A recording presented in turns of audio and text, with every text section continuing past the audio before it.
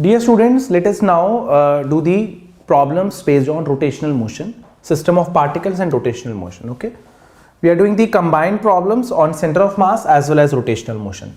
So this is a good question. Look at the drawing given in the figure, which has been drawn with ink of uniform line thickness, right? The mass of the ink used to draw each of the two inner circles and the line segments is m. So let us draw the diagram. Again, see, this is the outer circle, these are two inner circles, this is the nose, this is the mouth, right? And we have the x-axis and y-axis, I think. Okay, so it is given that mass of ink used to draw the outer circle. So let us draw the table. Outer circle has mass m, is 6m, right?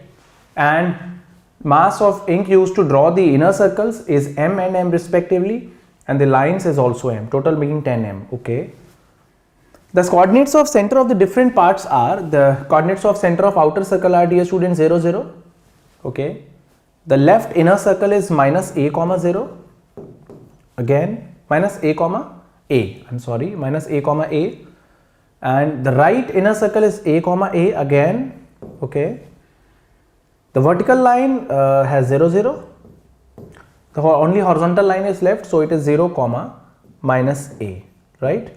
Now we are asked to locate the y coordinate. The y coordinate of center of mass of the ink in this drawing is, see, when we are asked to calculate the y coordinate, you know what is the answer. Mass into y coordinate, mass into y coordinate, mass into y coordinate, mass into y coordinate, mass into y coordinate. 6m into 0 is 0. This is m into a, plus again m into a, plus again m into 0 is 0, minus m into a. Okay, divided by, dear students, total mass, which is 10m. So we got the answer as y bar is equal to a by 10. This is an easy question, right? But interesting one. Okay, so the answer is a by 10, dear students. Okay, please note down. Now let us move on to the next question. See what the next question says. A rod of mass m and length L is made to stand at an angle of 60 degree with the vertical. So it is standing at an angle of 60 degree with the vertical. Okay, now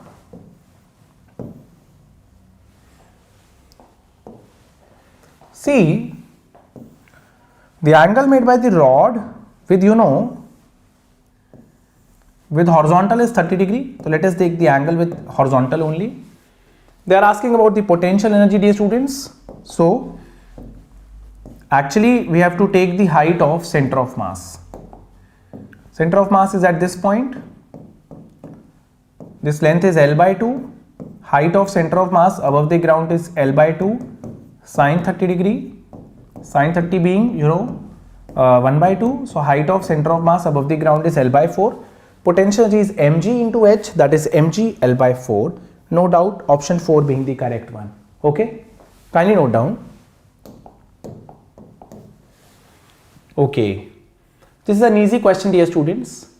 The distance between the carbon and oxygen atom in a carbon monoxide molecule is 1.1 angstrom. Okay, mass of the carbon is 12, we know that, oxygen is 16. Calculate the position of center of mass of the carbon monoxide molecule from carbon or oxygen. Okay, it is not given. See, let us take the origin to be at carbon atom, right? And mass of carbon, this is carbon, this is oxygen. Okay, mass of carbon to be 12, mass of oxygen is 16. Okay, let us take the origin at carbon only. So the coordinates will be 0 0. Coordinates of this point will be bond length comma 0, that is 1.1 angstrom comma 0. So now let us locate the COM from the carbon atom. Mass into 0 is 0. 16 into, you know, 1.1 angstrom divided by, dear students, 12 plus 16.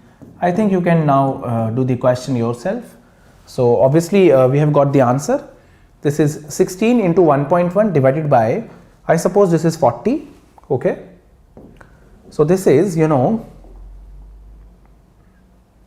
No, it is 12 plus 16, dear students. I made a mistake here. Right, now this is correct. Yes, it is 16 into 1.1 angstrom divided by total mass, right? I just made a mistake.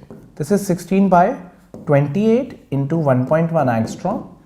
This is, actually 4 by 7 into 1.1 angstrom. This can be easily solved by you. This is the distance from, carbon atom, and 1.1 minus this distance will give the distance from the oxygen atom. Now, please solve it yourself, you'll get the answer. Okay. This is a good question. What the question says is, this is a T-shaped object with the dimensions shown in the figure. Let us draw the dimensions. This is a T-shaped object, AB, length being L, right? And,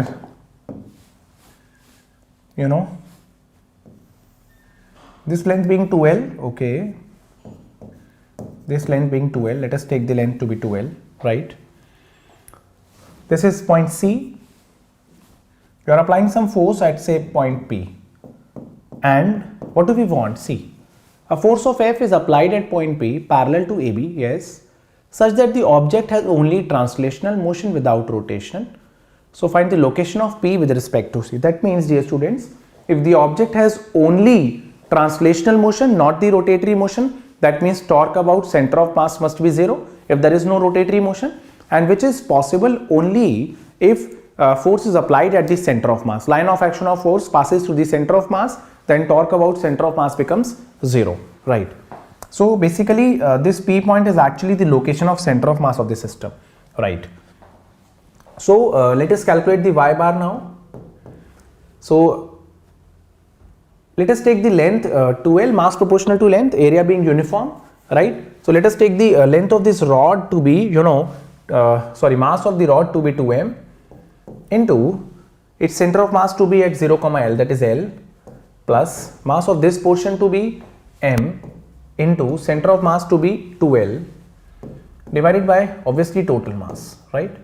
See what I have done? I have taken the mass of the portion of length L to be m.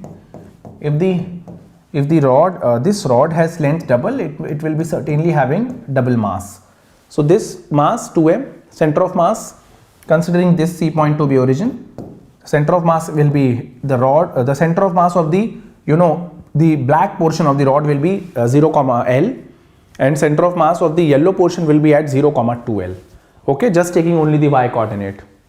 So we got the answer as 4L by 3.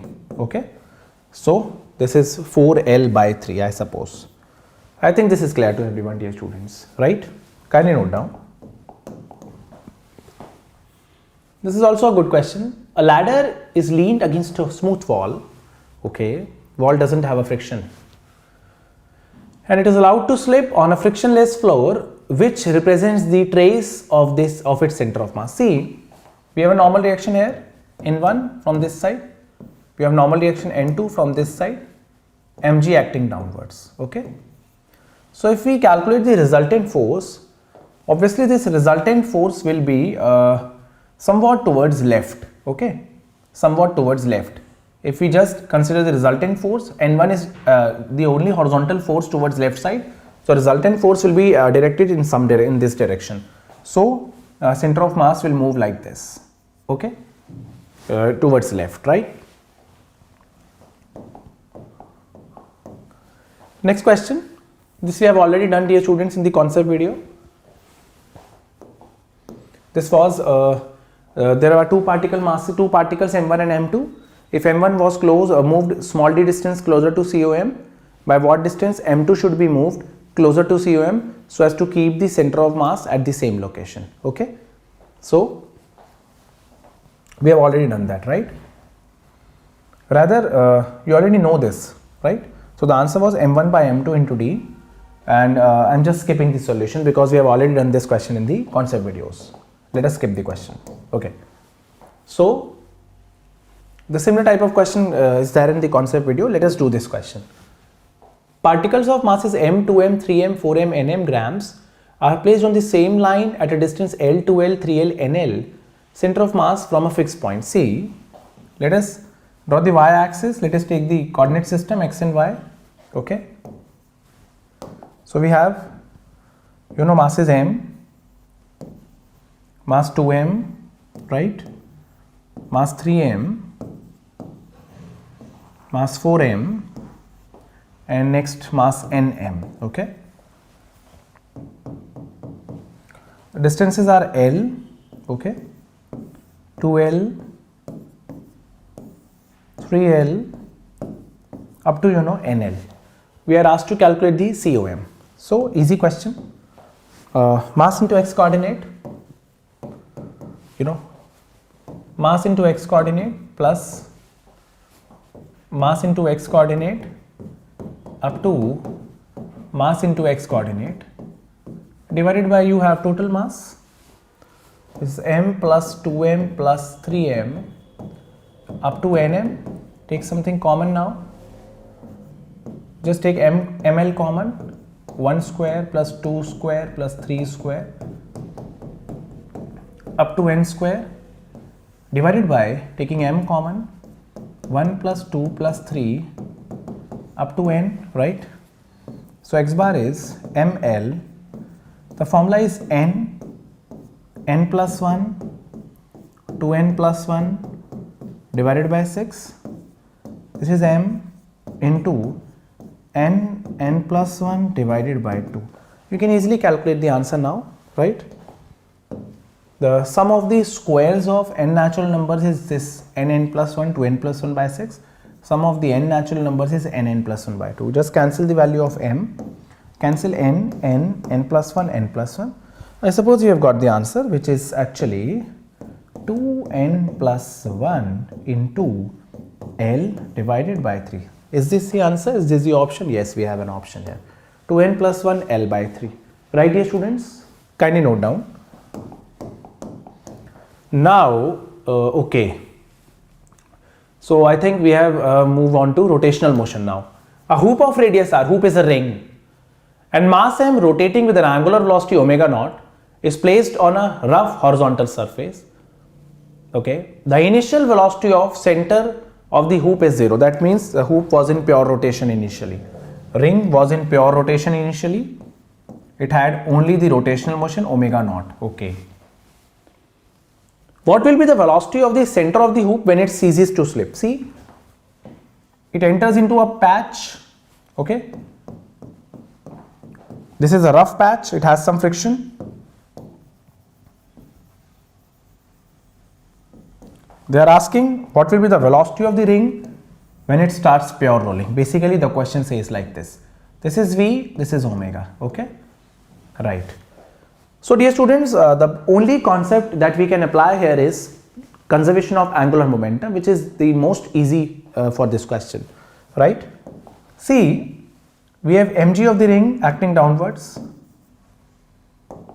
normal action in the upward direction, okay, and friction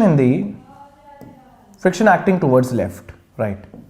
Friction acting towards left. Now, all the forces are passing through point of contact, so net torque about point of contact is 0, so we can conserve angular momentum about point of contact. Initially it was in pure rotation, so angular I omega, angular momentum of the ring initially. Finally it is having rolling motion, so angular momentum will be both due to translation as well as rotation. This is mr square into omega plus mvr, right? mvr, okay. So right, so this will become, dear students, mr square into omega naught. Now you know that for pure rolling V is equal to r omega. When it will start pure rolling, V will be equal to r omega and omega will be equal to V by r. This will be mr square into V by r, right? Plus again V by r, mvr. R gets cancelled.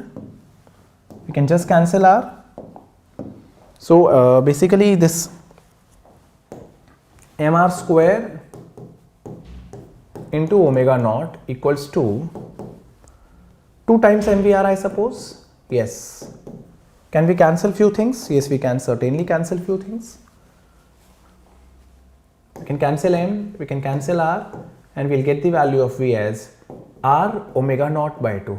Answer would have been different if instead of a hoop we'll have a disc. It will be different if it is a solid sphere, right dear students? Okay, kindly note down. Now we have already discussed the super shortcut for this question. In the concept videos, a uniform disc, mass capital M, radius r, is mounted on a fixed horizontal axis. See, we have a disc, a uniform disc, having mass capital M, radius capital. It is mounted on a fixed axis, no problem. Block of mass small m, right? We have a block having mass small m. It hangs from the disc, right? Okay, it hangs from the disc. Okay, right. A block of mass small m hangs from a massless string that is wrapped around the rim of the disc, no problem. The magnitude of acceleration of the falling block is, that, dear students, we have a shortcut here. Acceleration is equal to the net pulling force divided by, net pulling force, obviously the pulling force for the system is going to be weight of this block, which is mg. Net pulling force mg divided by the inertia of translation small m plus inertia of rotation. What is inertia of rotation? Moment of inertia of disk divided by radius square. Since you cannot add mass and moment of inertia, so I by r square is actually called the inertia of rotation. So mg divided by small m plus mr square by 2 is the moment of inertia for the disk. So we get the answer as 2 mg divided by 2 times small m plus capital M. I think we have got the correct answer. M plus 2m and 2mg. Okay, this is the correct option, dear students, right? Kindly note down, this is a super shortcut for solving such problems. This is a good question, dear students. These 3 rings, each of mass capital M and radius r, are arranged as shown in the figure. The moment of inertia of the system about y dash is, see, this is the case, this is the diagram, this is a ring, another ring and another ring, right? And we are asked to calculate the moment of inertia about this axis. Okay, moment of inertia of disk 1, disk 2 and disk 3 total. So for disk 1, this is disk, no, they are not disk, I am sorry dear students, these are rings. Oh, just at the right time I saw the question, right? These are the rings, not the disks, right? Okay, now this dotted line, this axis is actually the moment of inertia of the ring 1 about a tangent lying in the plane of the ring. So the formula for the moment of inertia of the ring about a tangent lying in the plane of the ring is 3 by 2 mr square. This is half mr square plus parallel axis theorem. So 3 by 2 mr square for ring 1, 3 by 2 mr square for ring 2. So multiplied by 2, and for ring 3 you have moment of inertia of a ring about any diameter. Okay, so we got the answer as 3 mr square plus half, that is obviously 7 by 2 mr square, dear students, right? Okay, next question, dear students. See, note one very important thing. Whether you have a complete disk or you have a semicircular disk or you have just a sector of the pizza, right? Pizza, they are going to have the same moment of inertia if they have the same mass. If the whole disk has mass capital M, but in this the semicircular portion has mass M and the whole pizza has mass M, right? So in all the cases the moment of inertia is going to be same. In all the cases the moment of inertia is going to be same if all of them have same mass, right? This moment of inertia is independent of the angle subtended at the center. However, they should have same mass. Same is valid for a ring, half ring, quarter ring and as well as an arc, right dear students? So note one important thing, let us now solve the question.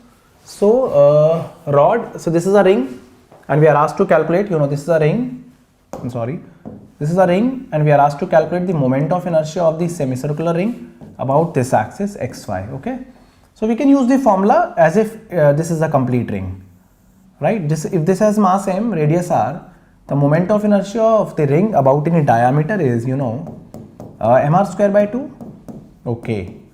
Now m is m, length of the ring is pi r, so we can replace r by L by pi, okay. So I suppose we have got the answer. This is ml square divided by 2 pi square. This is going to be the correct answer, dear students. Ml square by 2 pi square is the correct one, okay. These are good questions, very nice questions for NEET exam. Moment of inertia of a uniform circular disc of radius r and mass m about an axis touching the disc at its diameter and normal to the disc, okay. So this must be, I think, this axis. This is a disc. Touching the disc at its diameter means this is the diameter. The required axis is this, This is the required axis. This is touching the disc at its diameter and it is normal to the disc. So this is just the moment of inertia of the disc about a tangent perpendicular to the disc. We are asked to calculate the moment of inertia about AB. This is, moment of inertia about CD, which is half mr square plus parallel axis theorem. The distance between the axes is r, so we get the answer as 3 by 2 mr square, right? Clear? I think this is clear to everyone. See, I'm not explaining the questions, these are basic questions, I'm not explaining them much. The moment of inertia of the disc about this axis is mr square by 2. Distance between these two parallel axes is h is equal to r. So moment of inertia about AB will be ICD plus mh square, right? Okay, now we already know that, dear students, we have already done this in the concept videos. I am not going to repeat it again. If this is an axis AB, this is a square loop. This is an axis CD, square loop again. This is an axis EF. This is the diagonal GH. Or you just take any, any axis, right? Any axis PQ, say at some angle theta with the horizontal axis. So obviously you can draw another axis RS that will be, perpendicular to PQ also, right? So moment of inertia in all the cases will be ml square by 12. Moment of inertia about x axis about AB or about CD or about any diagonal, that is EF and GH, or any line making an angle theta with the axis or with the diagonal PQ, or RS, that is going to be ml square by 12, dear students, right? So okay, IAC and IAF are going to be equal, I suppose, okay.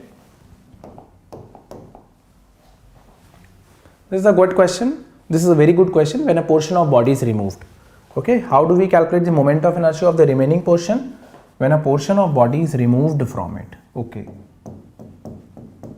let us try to solve this question, dear students.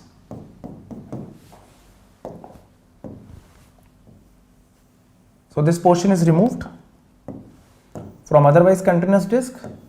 This yellow portion has been removed, okay. Mass of the whole disc was 9m, radius was r, and small disc of radius r by 3, yes, it is self-explanatory, it is removed from it, okay. So how do we calculate the moment of inertia of the remaining portion? It is very easy to do that. Just calculate the moment of inertia of the big disc about z axis, dear students. Then calculate the moment of inertia of this small disc about z axis using parallel axis theorem, okay. And what you are going to do is subtract the moment of inertia of the removed part from the whole disc. You will get the answer, okay. See, first of all, let's calculate the mass of the removed portion. So you know that radius is r by 3, obviously mass is going to be proportional to area. Mass of the big disk is 9m, it is proportional to pi r square. Mass of the small area of the small disk is 1 by 9th of the bigger disk. So its mass will be 1 by 9th of the bigger disk. Easy to understand, right? Now moment of inertia of the remaining portion, be very careful while writing this. Moment of inertia of the shaded portion or remaining portion will be moment of inertia of the big disk about this axis, which is going to be mass of big disk radius square divided by 2. So it was so easy. What about the small disk? See, moment of inertia of the small disk about CD axis, then we'll use parallel axis theorem to move this moment of inertia to this axis. See, moment of inertia of the small removed portion, its mass is m, yes, its radius is r by 3, yes, so mr square by 2 is the moment of inertia of any disk, it is, plus we are applying the parallel axis theorem, plus mass of the removed part into the square of the distance between the two parallel axes, right dear students? You just solve the expression, you'll get the answer, right? As far as I remember, I think the answer is 4 mr square. Okay, this is a very good question, kindly note down dear students.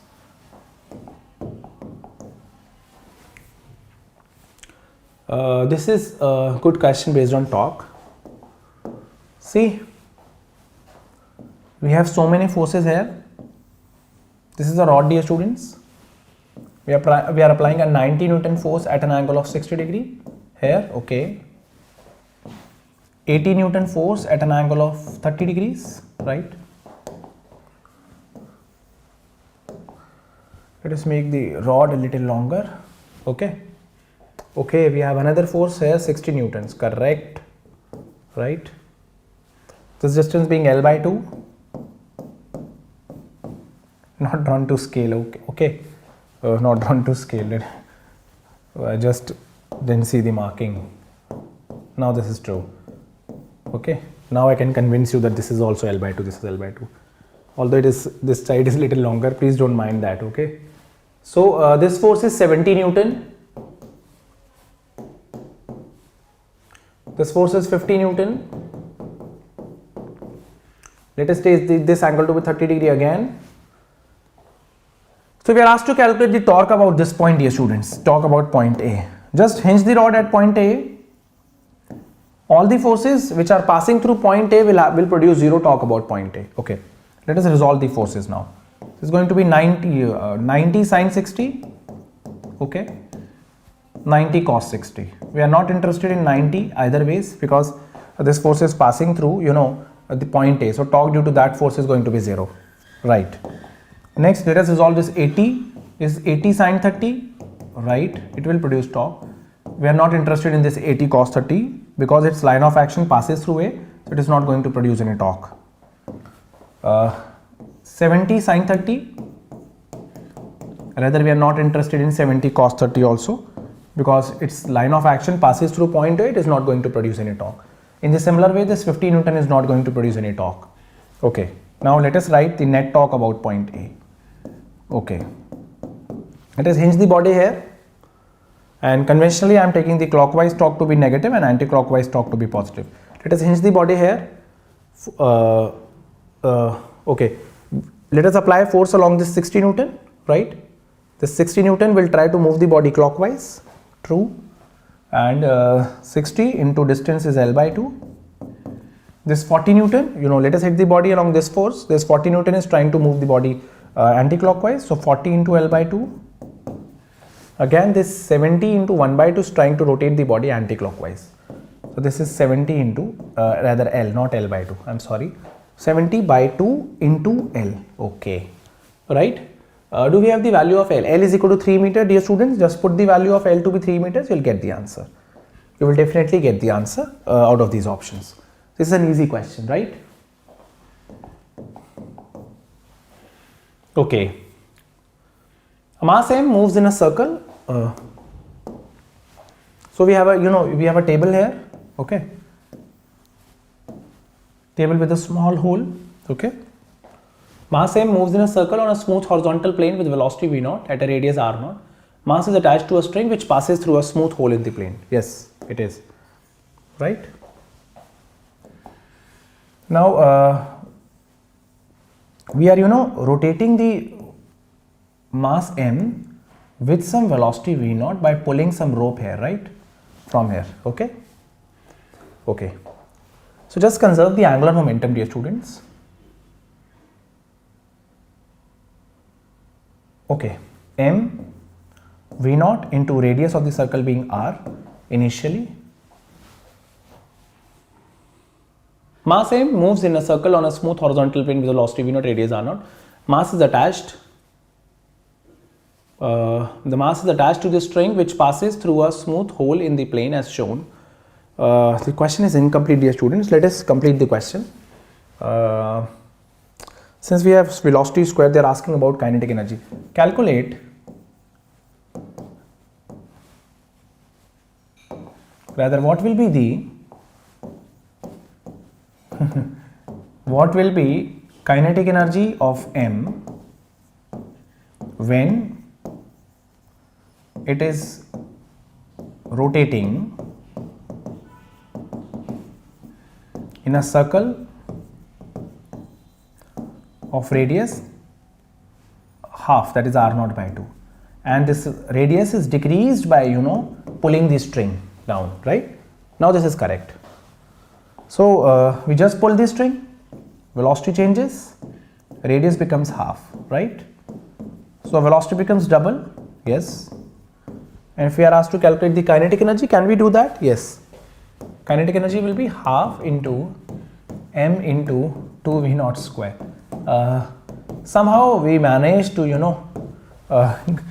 find an option, right, by changing the question. See, not changing the question, we didn't have the question. Okay, there was some printing error, right? Okay. This is a very good question, dear students. Let us try this question. A billiard ball of mass m, radius smaller. Billiard ball has mass m and radius smaller. Okay, no problem. When hit in a horizontal direction by a cube at a height h above its center, important to note, height h above its center. Okay, so we hit it by a cube, right? We hit it by a cube and at a height h above its center, not from the bottom, right? Important thing to note, right? Acquired a linear velocity v naught, right? Yes, above its acquired a linear velocity v naught. So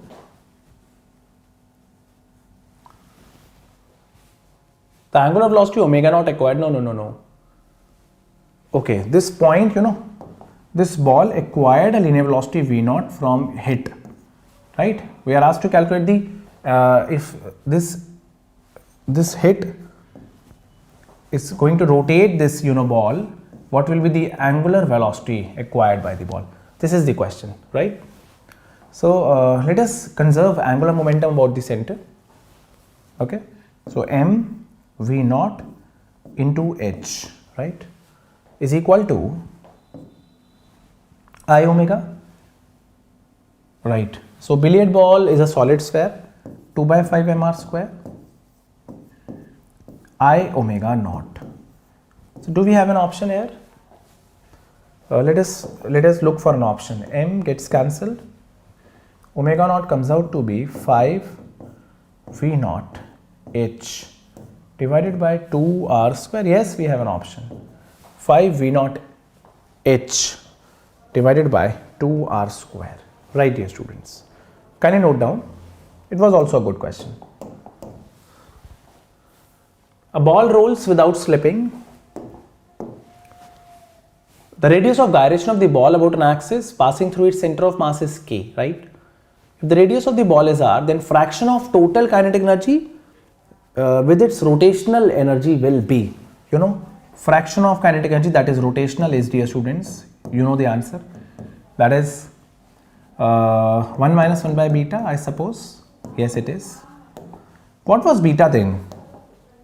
See, this is actually beta minus 1 divided by beta. Okay, so value of beta was 1 plus I by mr square. For this, what is beta? Just go to the concept video of rotation, rolling motion, right? This is a beautiful shortcut made by me. It will help you to solve every question in NEET exam based on rolling motion. So we get the value of beta and beta minus 1. This is the answer. So, okay. Beta minus 1 is, dear students, k square by r square. K square by r square, and beta is 1 plus k square by r square. Okay, this is the option. This is the answer. So option is k square divided by k square plus r square, I suppose. So this is the option, right? Option 2 is correct, dear students. Right? Another shortcut.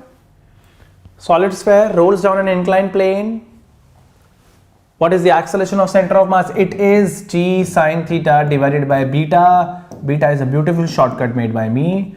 Beta for solid sphere is there in the concept video. It is 7 by 5. We get the answer as 5 by 7 g sine theta. And question takes only 5 seconds. Okay? Note down. Kindly note down, dear students. Again, an easy question. Which type of cylinder it is? Solid cylinder. Mass m, radius r, rolls without slipping down an inclined plane of length L, height h, speed. Speed on reaching the bottom is always, dear students, under root 2gh by beta. It is, if it is a solid cylinder, beta is 3 by 2, so we get the answer as 4gh by 3. See, we really killed the questions. See, we really killed the questions, right? Again, easy question. Let us see. A small object of uniform density rolls up a curved surface with an initial velocity v. Initial velocity is v. Rolls down. So motion is rolling. Okay. It reaches up to the maximum height of 3v square by 4g. Okay. Now you know that beta half mv square is the total kinetic energy of the rolling body is equal to mg into height. That is 3v square by 4g, I suppose. Now this v square is going to cancel, m is going to cancel. We get the value of beta as 3 by 2. Is it 3 by 2? Yes, it is 3 by 2. Beta is 3 by 2. 3 by 2 is for a disk, dear students, right? So easy question. Go on, right? We have already done this question, dear students. A round uniform body of radius r, moment rolls down an inclined plane. So when a body rolls down an inclined plane, its acceleration is, dear students, g sine theta by beta. We know what is beta. Beta is 1 plus I by m r square. You can solve every question of rolling motion, dear students, with the help of beta. G sine theta by 1 plus I by m r square. Easy. A cylinder rolls down an inclined plane of inclination 30 degree. You can easily do that. G sine theta by beta. Right? Okay. A solid disk rolls clockwise without slipping over a horizontal surface with a constant speed v. Okay, it is rolling without slipping, no problem. Magnitude of velocity is c. It is rolling without slipping. They are asking the velocity about point A. You know that it is v plus r omega. The resultant becomes 2v. For point B, you have v in this side, r omega in this side, both being equal, resultant being root 2v. Do we have an option of 2v and root 2v? Oh, we have two options, 2v root 2v, 2v root 2v. So we can rule out the possibility of first and third. And what about, point C? See, point C has a velocity 0 with respect to ground, okay, for pure rolling. Okay, so we get the option 2 as the correct one. Right, dear students? Easy question. Now you understand that whether it is a complete disk or it is a half disk or it is a quarter disk, the moment of inertia will be same if the mass of the whole disk is equal to mass of half disk or is equal to mass of quarter disk, right? Then moment of inertia is going to be same. One quarter sector is cut from a uniform disk radius r. This sector has mass m. If it has mass m, it will have the same moment of inertia as that of the whole disk. Formula is not going to change, right? Right. Moment of inertia is going to be, half m r square. Let us first check the question. One quarter sector is cut from a uniform circular disk, radius r. This sector has mass m. It is important to note. It is made to rotate about an axis perpendicular to plane and passing to the center of the original disk. Its moment of inertia about the axis of rotation will be half mr squared, dear students, right? Now, another good question. You just bent a wire in the form of a ring and you are asked to calculate the moment of inertia about this axis, which is actually a tangent lying in the plane of the ring. So moment of inertia of the ring about a tangent lying in the plane of the ring is 3 by 2 mr square. You now just replace the value of m and r in terms of something. What is that something? Length of the wire is L, uniform linear mass density. So we have the mass can be m is equal to rho into L. So okay, we'll replace m by rho into L then. And obviously length is going to be equal to 2 pi r. So we get r as L upon 2 pi. Just substitute these values, dear students. 3 by 2 rho L into L divided by 2 pi whole square, right? So this is rho L cube divided by 8. I think this is 3 rho L cube divided by 8 pi square, right, dear students? Kindly note down, easy question. See, I have already discussed this question when we were doing the moment of inertia of a square about its diagonal and one side. Let us discuss again.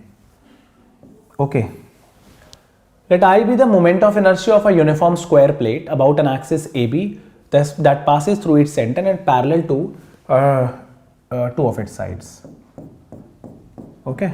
This is an axis AB. CD is a line in the plane of the plate that passes through the center of the plate and makes an angle theta with the AB. See, dear students, this is an axis CD. This is some axis CD, which is not the diagonal. And we are asked to calculate the moment of inertia about CD. See, this is very important thing to note that if you have CD, you will have some EF also. What will be that EF? EF will be, perpendicular to CD. Now you can easily apply the, perpendicular axis theorem. Moment of inertia about CD plus moment of inertia about EF. Because CD and EF are two mutually perpendicular axes lying in the plane of the lamina. The sum of the moment of inertia about these two axes is equal to the moment of inertia about this axis, right? Which was actually ml square by 6. Now, by symmetry, if you take CD and EF to be equal, moment of inertia about CD and EF to be equal, you will get ml square by 12 only. And obviously, this is going to be I then, right? And what was I? Yes, it is I, right, dear students? So, we have already discussed this. Okay. A thin circular ring of mass capital M, radius small r, ring, okay, this is a ring. Mass capital M, moment or radius small r, it has angular momentum of mr square, moment of inertia into omega, right? It is rotating. Constant angular velocity omega, it is rotating with obviously constant angular velocity omega. Two objects each of mass small m attached gently to the opposite ends of the diameter of the ring. So two very small particles each having mass small m attached to the diameter of the ring. You are asked to calculate the new angular velocity of the ring. So it is mr square for the ring. These are two particles, so mr square plus mr square into new value of angular velocity. Just cancel small r square, you get the answer, dear students, right?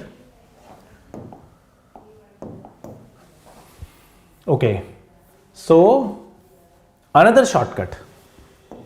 Mu was, solid cylinder rolling down an inclined plane without slipping. We are asked to calculate the value of mu. Can we do that? Yes, we can do that. Mu must be greater than or equal to, this is the minimum value of mu, beta minus 1 by beta into tan theta, right? So what is the beta for solid cylinder? Beta for solid cylinder was 3 by 2. Just go through all these shortcuts of rolling motion.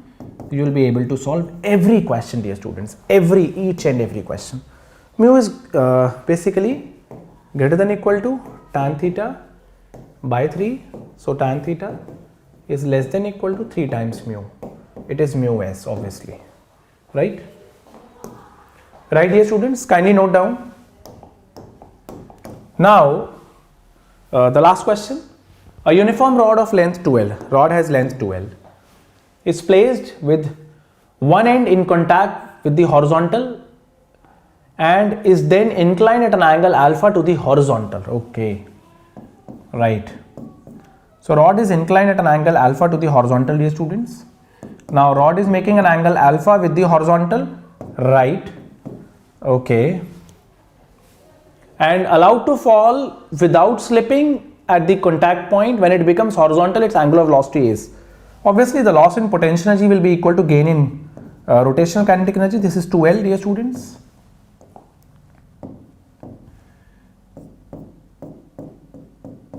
Okay, so loss in potential energy, loss in P will be equal to gain in Ke. Okay, obviously this gain in kinetic energy is going to be, purely rotational, so half I omega square, right? Loss in potential energy is going to be mg. What was initial potential energy? Mg, this is L sin alpha, dear students. mgh, mg into L sin alpha was initial, potential energy. Moment of inertia of the rod about an axis passing through end is ml square by 3 into omega square. This is mg into L sin alpha. So can we cancel the value of L? Yes, we can. L gets cancelled, m gets cancelled. What is the value of omega in that case? Omega is under root of, okay.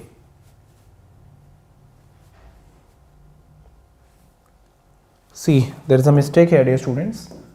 Length of the rod was not L, it was 2L. So, m into 2L square by 3. This was a mistake, dear students. Please remember, don't make this type of silly mistakes. I'm really sorry for this. So this is now, okay, g sin alpha equals to, 2ml divided by 3 into omega square. M is going to cancel. We don't have m here. Okay, m got cancelled initially. We just cancelled m. 4l square. Okay, yes, it is.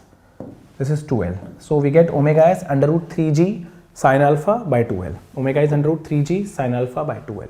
Right, dear students? I think this is clear to everyone. Kindly note down, dear students. Thank you.